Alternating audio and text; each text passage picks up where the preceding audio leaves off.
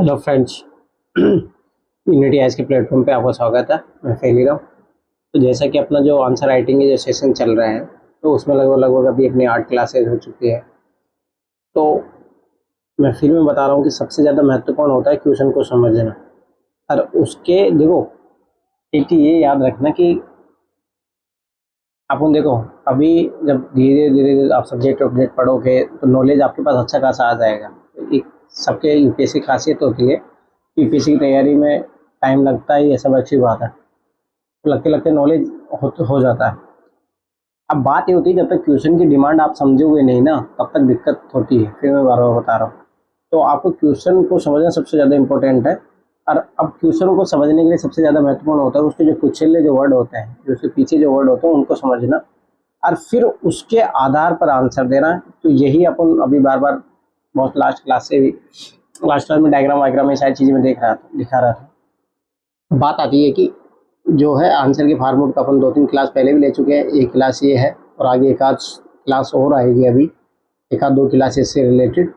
फिर उसके बाद में अपन धीरे धीरे इंट्रोडक्शन और कंक्लूजन कर पूरा कि लगभग मुझे जहाँ तक लग रहा है 15 क्लास के अंदर वाइंड अप कर देंगे, तो 9वीं क्लास है हो जाएगा आराम से वाइंड अप। ठीक है, तो बात वाइंड अप की नहीं, बात है कि चीज़ों को किस तरीके से बेस्ट लेवल तक लेके जाया जाए। ठीक है, तो वो चीज़ ज़्यादा महत्वपूर्ण है। ठीक, अब देखो देखो उत्तर की संरचना कैसी होनी चाहिए। ठीक है, तो इसके बारे में अपन देख रहे हैं कि आंसर का फॉर्मेट किस तरीके से रहे, क्या सारी चीज़ें रहे, वो ज़्यादा इंपॉर्टेंट है। ठीक है, तो सबसे पहले है कि जो क्वेश्चन का जो बैकग्राउंड है, ठीक है, क्वेश्चन किस पे पूछा गया है उसके बैकग्राउंड के बारे में बताओ थोड़ा बहुत। ठीक है, फिर आती है विषय वस्तु की चर्चा। ठीक है, तो भाई जो भी कॉन्टेक्स्ट में पूछ रहा है क्वेश्चन, उसके बारे में चर्चा की जानी चाहिए। अब आगे क्वेश्चन की किस तरीके से पूछे जो वर्ड है उनकी क्या डिमांड है, नकारात्मक पक्षों की चर्चा करना है, सकारात्मक पक्षों की चर्चा करना है, और वर्तमान की क्या स्थिति करके कंक्लूड उसको करना होता है। ठीक, अब देखो ध्यान से समझना, ये ए बी और सी मॉडल, एक डी मॉडल भी है, वो मैं एक्स्ट्रा बताऊंगा। अब देखो ये जो मैं चीज़ें ला रहा हूँ, मैंने मतलब जहाँ से सीखा है 5-6 साल में। ठीक है, टॉपर्स को मैंने देखा है, उसके आधार पर मैं ये डिफरेंट डिफरेंट जो क्लासेस ले रहा हूँ उसका रीजन ही है। ठीक है, अब देखो ध्यान से देखना। अब जहाँ पे क्वेश्चन का फॉर्मेट इस तरीके से रहे, जहाँ पे बस विषय वस्तु की चर्चा करने के बारे में पूछे। ठीक है, जैसे मान लो एक्सप्लेन, व्याख्या कीजिए, समझाइए, स्पष्ट कीजिए। ठीक है, अब हम उसका भी देखेंगे उत्तर पारू कैसा होगा। ठीक है, जहाँ पे डिस्क्राइब करके पूछे, व्याख्या कीजिए, वर्णन कीजिए, एलोबरेट के बारे में पूछे, सविस्तार प्रतिपादित कीजिए, वर्णन कीजिए, इलिस्ट्रेट कीजिए, निरूपण कीजिए, समझाइए, स्पष्ट कीजिए, डिफाइन परिभाषित कीजिए, व्याख्या कीजिए। ठीक है, ध्यान से देखो। अब उत्तर का प्रारूप रहेगा जो इस टाइप के जो क्वेश्चन रहेंगे, याद रखो, समझो ये इस टाइप के क्वेश्चन, तो इसमें यहीं तक ये अप्लाई हो गया। एक बस इसी याद रखो। तो क्या रहेगा, एक अच्छी शुरुआत होनी चाहिए, तो इंट्रोडक्शन 10 से 15 शब्द का आपका वो हो जाएगा। दूसरी बात, विषय वस्तु की विस्तृत चर्चा। ठीक है, 170 शब्द में। अब देखो ध्यान से देखो, यहाँ पे विषय वस्तु की चर्चा करनी है ए टाइप के क्वेश्चन में। तो ए टाइप के क्वेश्चन कौन से होते हैं, ये होते हैं, उसके बारे में चर्चा कर दो। फिर एक अच्छा सा अंत कर दो, 20 शब्दों की समिति, उसका निष्कर्ष दे दो। अब देखो मैं फिर बार बार यही बता रहा हूँ कि देखो ये चीज़ समझने का प्रयास करो कि ये वर्ड बहुत इंपॉर्टेंट होते हैं। इसी से क्वेश्चन आपका कहाँ जाएगा, आंसर फार्मूट क्या होगा, ये बहुत इंपॉर्टेंट हो जाता है। ठीक है, अब देखो प्रश्नों को ध्यान से पढ़े और प्रश्न के अंत में दिए गए शब्दावली के आधार पर प्रश्न की मांग को समझते हुए उत्तर लिखें। ये सबसे मेन इंपॉर्टेंट, इसीलिए तो ये सारी चीजें कर रहे हैं। प्रश्नों को ध्यान से पढ़े और प्रश्न के अंत में दिए गए शब्दावली के आधार पर प्रश्न की मांग को समझते उत्तर लिखे, इसीलिए तो अपन ये चीज समझ रहे हैं। ठीक, आगे देखो, उत्तर लेखन में ग्राफ, डायग्राम, करंट अफेयर्स आदि के माध्यम से अपनी मौलिकता को प्रदर्शित करें। तो ये तो मैंने सिखा दिया। देखो यही चीजें हैं। ठीक है, डायग्राम, ग्राफ, करंट अफेयर्स आदि के माध्यम से अपनी मौलिकता, ताकि आपके आंसर में देखो यही तो डिफरेंट चीजें जो आप अलग बनाते हैं, तो उस विषय वस्तु के बारे में तो हर कोई लिखेगा। ठीक, अब प्रश्न प्रारूप बी, जो बी फॉर्मेट के आते हैं, मतलब जो यहाँ नकारात्मक पक्षों की चर्चा के बारे में पूछते हैं। ठीक है, ध्यान से देखना।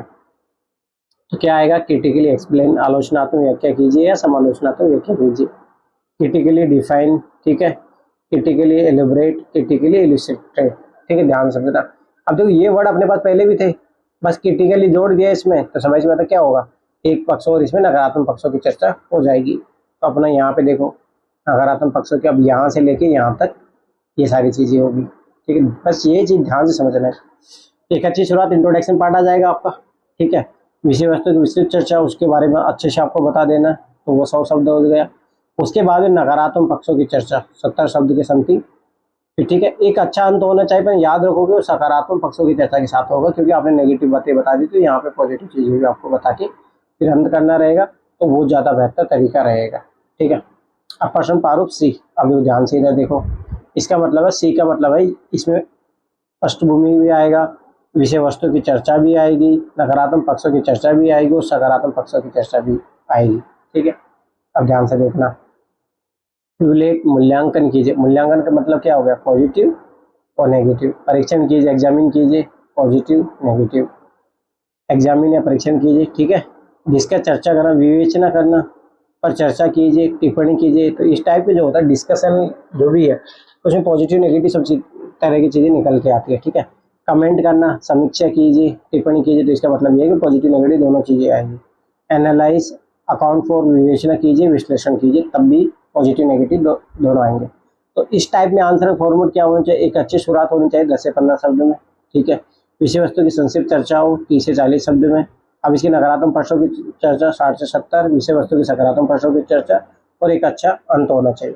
तो ये सबसे शानदार तरीका है। मैं फिर बता रहा हूँ, ये चीज़ें समझ लोगे ना तुम लोग, तो बहुत सारी चीज़ें ईजी हो जाएगी। अब देखो मैं फिर दोबारा बता रहा हूँ, 1750 नंबर आंसर राइटिंग के ही है, यही आपका मेंस भी क्लियर कराएगा, आपका इंटरव्यू भी क्लियर करवाएगा, फाइनल सिलेक्शन भी आपको करेगा।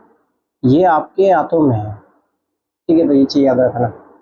अब प्रश्न पढ़ो डी। डी में मतलब क्रिटिकली एग्जामिन कीजिए, आलोचनात्मक परीक्षण कीजिए, आलोचनात्मक समीक्षा कीजिए, या क्रिटिकली इवैल्यूएट, आलोचनात्मक मूल्यांकन कीजिए, एनालाइज या क्रिटिकली आलोचनात्मक विश्लेषण कीजिए, समालोचनात्मक विश्लेषण कीजिए। तो इसमें क्या होगा, वही इंट्रोडक्शन आएगा, विषय वस्तु की संक्षिप्त चर्चा आएगी, 50 से 75 शब्द, आलोचनात्मक नकारात्मक पक्ष हो गया, सकारात्मक पक्ष हो गया, निष्कर्ष हो गया, वो सेम पिछले वाले की तरह ही है। बस जब आपके पास ये 2-3 आ जाए, critical examine, critically evaluate, critically analytic, ठीक है, तो ये चीज़ याद रखना।